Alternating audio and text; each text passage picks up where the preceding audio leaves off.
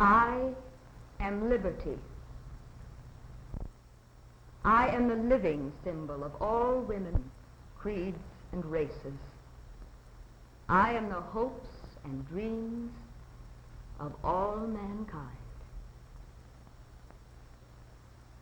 Give me your tired, your poor, your huddled masses yearning to be free, the wretched refuse of your teeming shore. Send them, tempest-tossed, to me. I lift the lamp beside the golden door.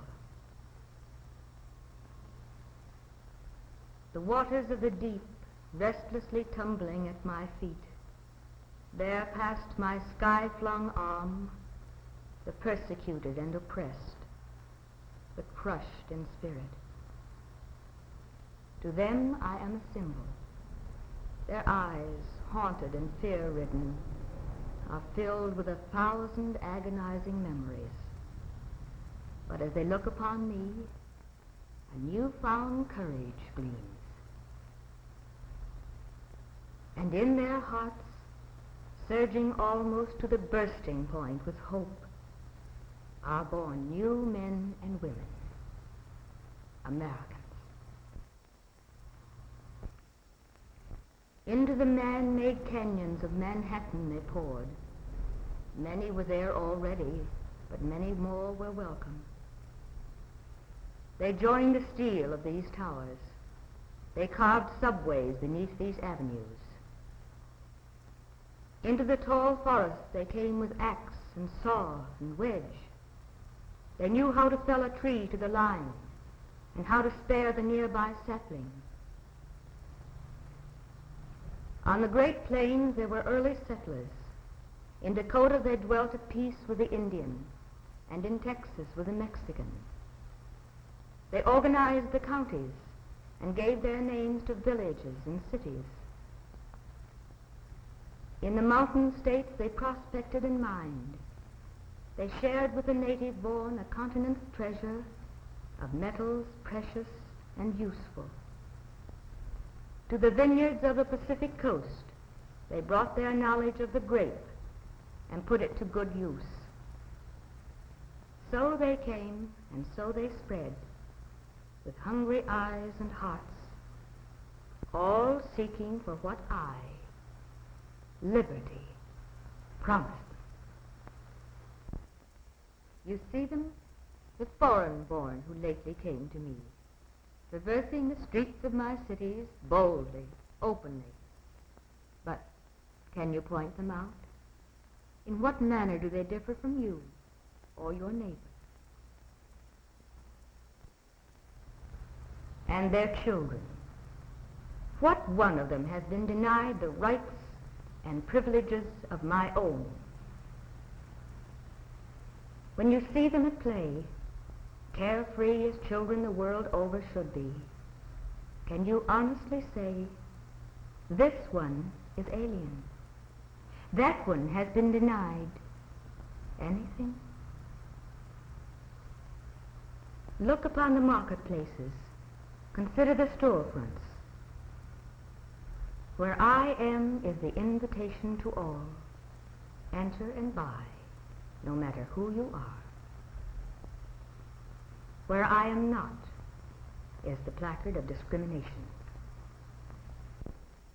Where in all my land is the law forbidding the free enterprise of the man who seeks to better his lot by working harder, selling cheaper, or improving the product of his trade or industry? Where the list of registered voters posted outside the polling place that lacks the names of descendants of all nationalities, the names of believers in all creeds? All these things and more, much more, have I pledged in my name, liberty. To my adopted children I have said and pledged, here the rich soil, yearning to bring forth the fruits of your labor, yours to have and to hold. There the mill, the plant, the factory where skilled workers produce a nation's necessities and luxuries, and also carve their own futures. Would you enter the learned professions? My great universities offer all of you their degrees. You may be lawyer and architect at cost only of your time and ambition. Now let us see for ourselves the works and achievements of the foreign-born. We ride upon a great railroad system, founded and built almost single-handed by an untutored immigrant boy. Have I, liberty, kept faith with all who trusted me? Ask the least of independent tradesmen, or ask his cousin who operates the huge mill, employing thousands of fellow Americans. Ask the keeper of the roadside stand the next time you stop for a hot dog. Ask the merchant who operates the great chain of department stores. Interrogate the little group at the crossroads store, or survey the million opinions of a teeming city. Talk with the unskilled worker on the farm, or converse with the athlete training to win a championship. Go to the well-informed, to the policeman enforcing my laws without fear or favor. Ask the editor of this uncensored newspaper and his reporters and writers. They can tell you there's the right to fair pay, to the American standard of living, to collective bargaining and social security.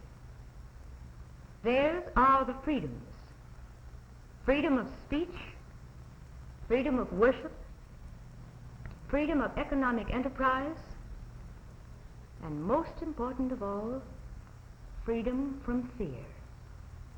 Fear of the state or its laws. Theirs are the rights to come and go, to speak or be silent, the right to education, to equality in the courts of justice, to rest and recreation in the nation's playgrounds, to adventure. Yes, the adventure of progress.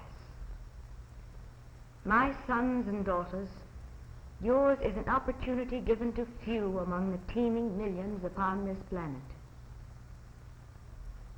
The dim trail ahead may not be always smooth, but at its end is a broad highway, a better way of life, not only for ourselves, but for all peoples everywhere.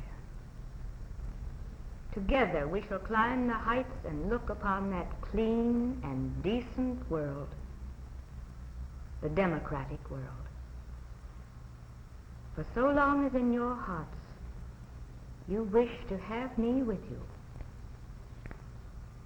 so long as you want me so much that you will fight for me, if need be, die for me. But above all, live for me. Then I shall be with you. And I am liberty, enlightening the world, for I lift the lamp beside the golden door.